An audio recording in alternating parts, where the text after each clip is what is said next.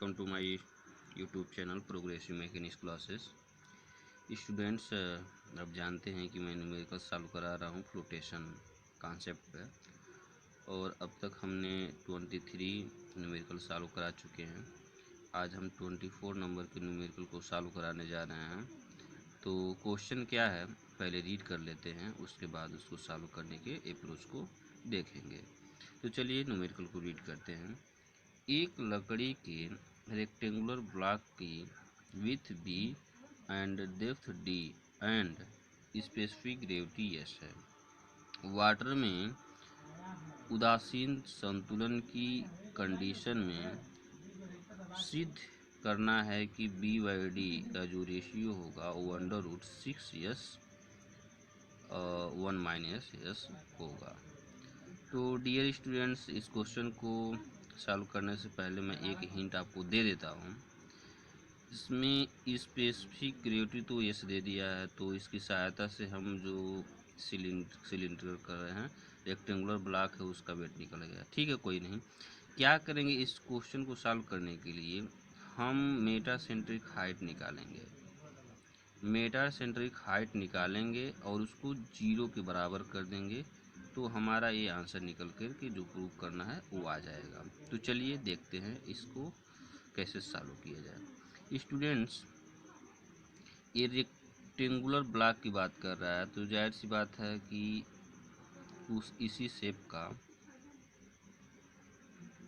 इसी शेप का आपका ब्लॉक होगा लकड़ी का, फिर कुछ इसका लेंथ होगा इस तरह से।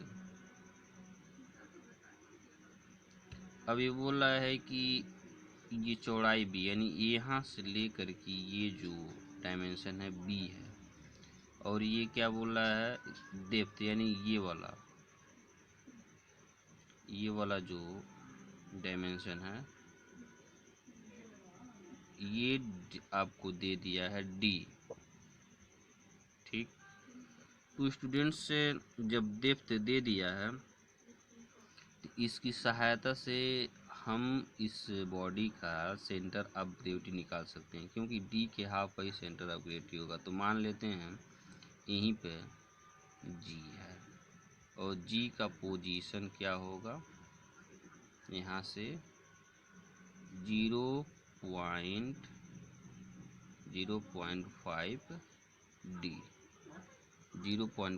डी मैंने लिख दिया। आप समझ रहे हैं, मतलब यहाँ से लेकर यहाँ तक का जो डिस्टेंस है 0.d है।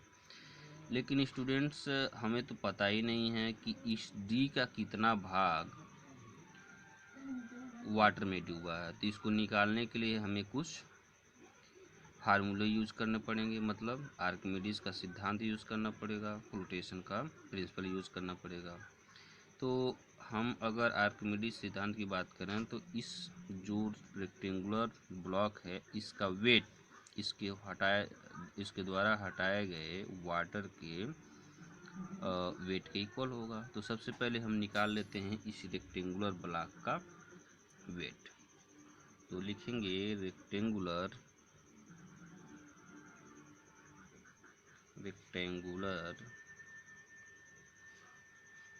ब्लॉक का वेट। यहाँ पर हम लिख देते हैं क्या होगा, ρVg। रो क्या होगा, रो दिया नहीं है, लेकिन इनडायरेक्टली रूप से आप क्या कर सकते हैं, स्पेसिफिक ग्रेविटी में 1000 से मल्टीप्लाई करके आप ये डेंसिटी निकाल सकते हैं। भी क्या होगा, भी निकालने के लिए क्या होता है, लेंथ मल्टीप्लाई बाई विड्थ और हाइट, लेकिन यहाँ पर लेंथ तो दिया नहीं है। आप अपने मन से मान लीजिए इसका लेंथ यल, ये मान लेते हैं कि यल है, तो यहाँ यल ले लीजिए। फिर बी दिया है तो बी हो जाएगा, और डेप्थ आपका कैपिटल डी है, हाँ कैपिटल डी ले लीजिए, तो ये हो गया। और जी का वैल्यू आप ले लीजिए 9.81। एक तो ये हो गया। अब क्या निकालना पड़ेगा, इस रेक्टेंगुलर ब्लॉक को जब वाटर पे रखेंगे तो कुछ पानी डिस्प्लेस्ड करेगा, तो फिर उस डिस्प्लेस्ड वाटर का वेट क्या होगा उसको निकालते हैं। तो चलिए निकालते हैं।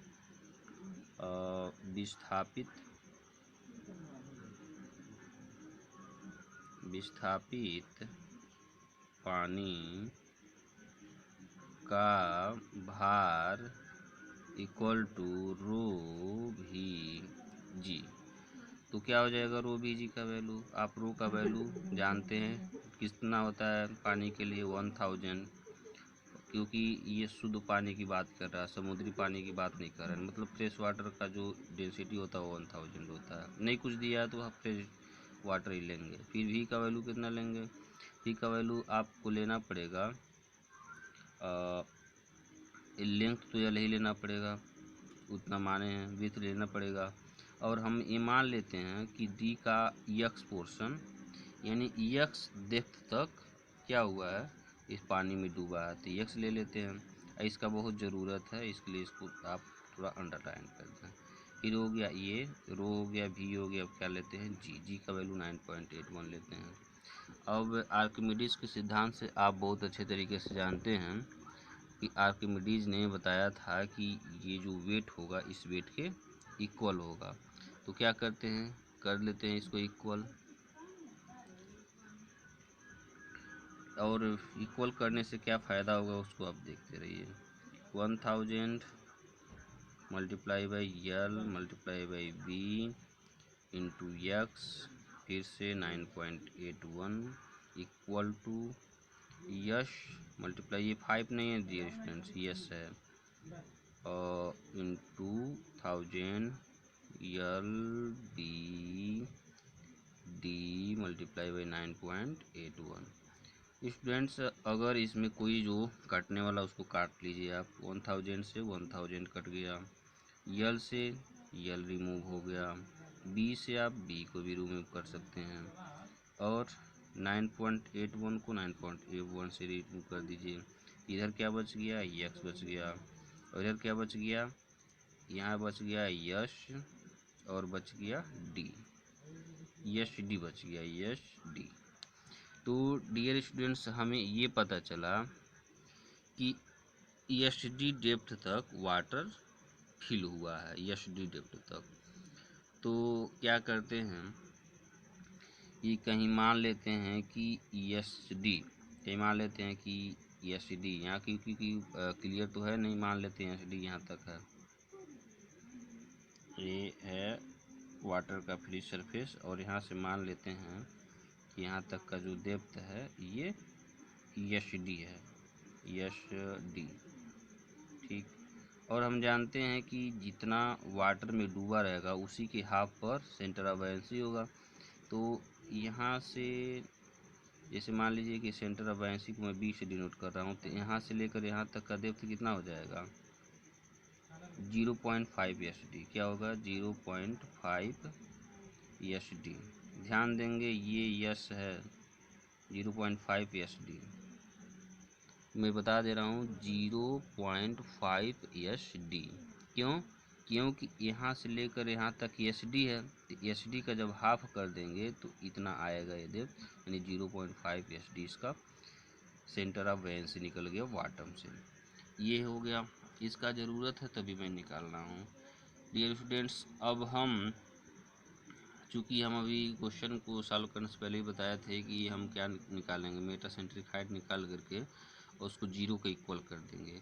तो मेटासेंट्रिक हाइट निकालने के लिए हमें बी एम की वैल्यू भी ज़रूरत पड़ती है और बी जी का वैल्यू भी ज़रूरत पड़ती है। तो यहीं पर हम बी जी निकाल देते हैं। बी जी कितना हो जाएगा आप देख सकते हैं, स्पेस है इसलिए मैं यहीं पर करा दे रहा हूँ। बी जी निकालने के लिए क्या करेंगे, यहाँ से लेकर के और यहाँ तक का जो डिस्टेंस है उस डिस्टेंस में से ये डिस्टेंस सब्ट्रैक्ट कर देते हैं। मतलब इनडायरेक्टली रूप से 0.5 डी में से हम सब्ट्रैक्ट कर दे रहे हैं 0.5, ये यश और ये है 5, कंफ्यूज नहीं होना है। अब देखिए 0.5 डी और 0.5 एस डी, तो यानी दोनों जगह 0.5 और डी दोनों है, तो कॉमन ले लीजिए 0.5 डी। 0.5 डी जब आप कॉमन लेंगे तो क्या बचेगा 1 माइनस क्या बच गया, यस बच गया, यस है ये, तो बी जी भी निकल गया। अब हमें निकालना पड़ेगा बी एम। स्टूडेंट्स आप देख सकते हैं दरअसल जब हम मेटासेंट्रिक हाइट निकालते हैं तो जी एम इक्वल टू क्या होता है, बी एम होता है, और प्लस माइनस BG होता है। तो मैंने BG तो इसमें से निकाल दिया, लेकिन अभी BM चाहिए। तो BM कैसे निकलेगा? BM आपका जानते हैं, BM इक्वल टू होता है I/V। I क्या है? Moment of inertia. किस एक्सिस के परितः? जो लेंथ के थ्रू जो जा रहा है एक्सिस, यानी इस एक्सिस के थ्रू। और V क्या है? V है डिस्प्लेस्ड वाटर का वैल्यू। तो I कैसे निकालेंगे? I को आपको निकालने के लिए ये आज एक्सिस जाएगा तो B को काटे, यानी B का क्यूब, यानी हो जाएगा B का क्यूब मल्टीप्लाई बाई क्या हो जाएगा? L/12। और यहाँ V है, V से डिवाइड भी करना तो V से यहाँ पर मल्टीप्लाई कर लेते हैं। तो कितना हो जाएगा? V मैंने बताया कि LBX ही निकलेगा। तो L हो गया, B IX का वैल्यू कितना निकलेगा? निकलेगा नहीं, निकला है यश और एच डी हो गया। तो यहाँ पर कुछ कटने वाला है, उसको काट लीजिए। L से L कटा, और यहाँ पर B Q है तो B एक कैंसिल हो गया। तो यहाँ पर क्या बचा? B²/12 यश और D, ये हो गया B²/12 यस D।